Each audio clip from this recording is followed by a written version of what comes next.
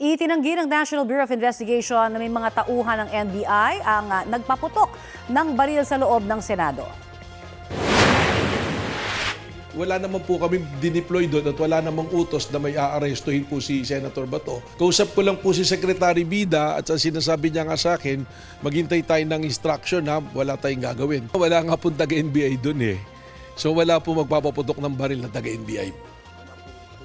Panayam po yan ng GMA News kagabi kay NBI Director Attorney Melvin Matibag. Sabi niya, nasa isang hotel ang mga opisyal ng NBI para sa kanilang workshop at planning.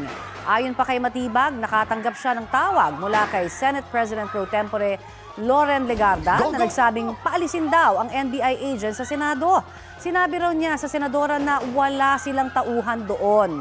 Ipinauubayan na raw ng NBI sa pulisya ang investigasyon kaugnay sa insidente.